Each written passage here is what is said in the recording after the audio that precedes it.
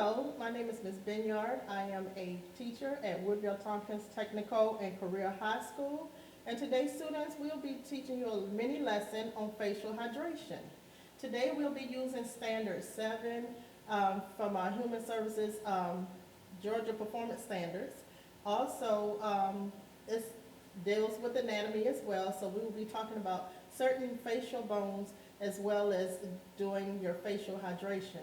So we're going to get started today, and the first thing that we're going to do, I want you to know that a lot of your household items that you can use, if you have baking soda and water, okay, to start off, these are some of the items that you are going to use for your facial hydration. So to get started, the first thing that I want you to do is to make sure that you wash your hands, okay? You always wash your hands once you have gotten all your materials together. You're going to wash your hands for about 10-20 seconds. A nice soapy lukewarm water, rinse and discard the paper towel that you're going to use. And then the next thing you're going to do, students, so you're going to take 3 teaspoons of baking soda, and I've already have it here set up for you. And then the next thing you're going to do is we're going to add 2 teaspoons of water.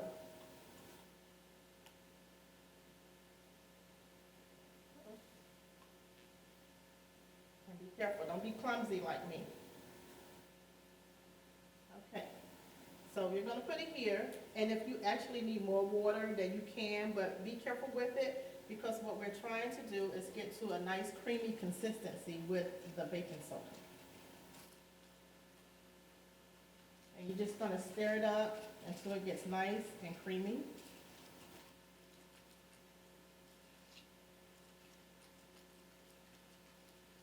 You want it to look almost like a paste, okay? So I'm going to add just a little bit more baking soda into mine.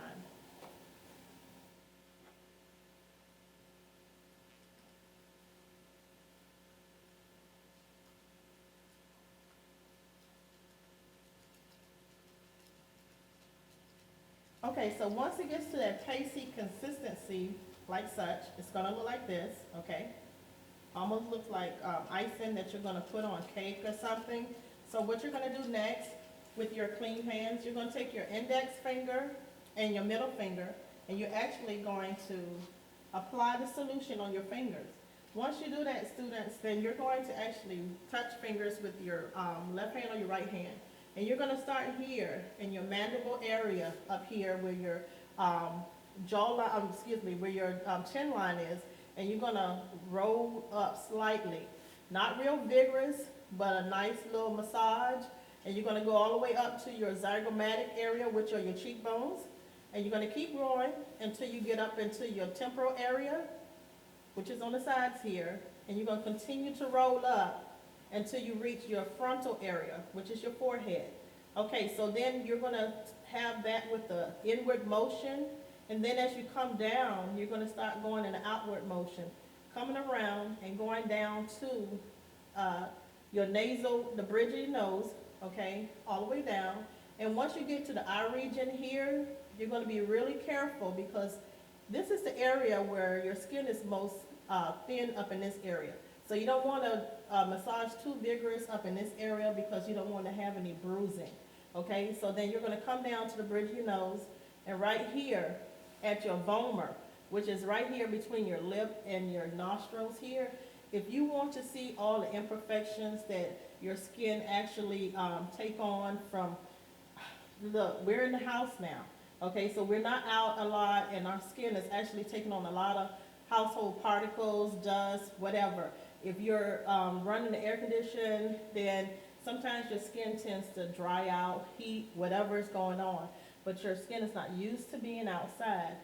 The facial skin is the very real vulnerable when it comes down to things like that, okay? Also, the intake of the food that we eat has a lot to do with the impurities and stuff that we actually accumulate the imperfections on our face.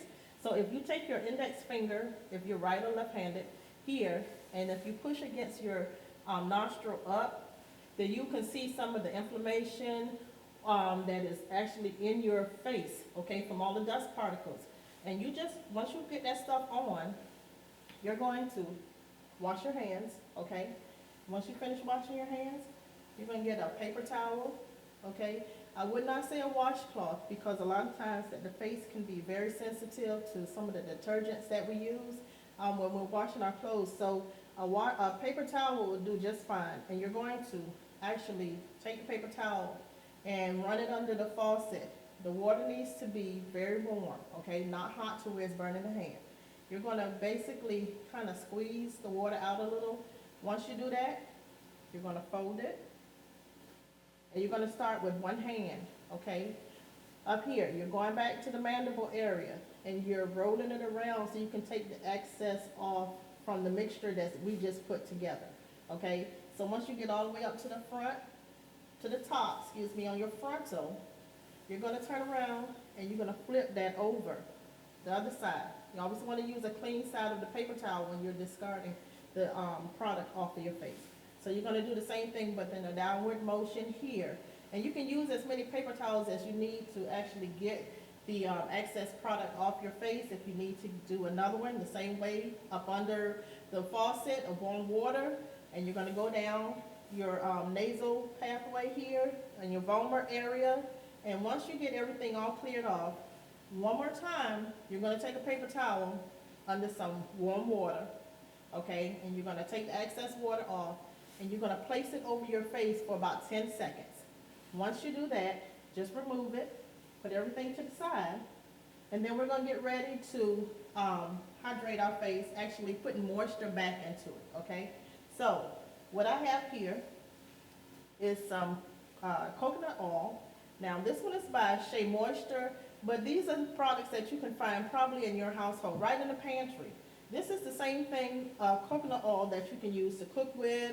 You can do many things with it. So, if you don't have any coconut oil, or you have some olive oil, baby oil, something that's really light, and it only takes just a little bit. So once you wash your hands from your facial, you're gonna take just a dab of your coconut oil or your oil that you have, and you're gonna put it in the center of your hand.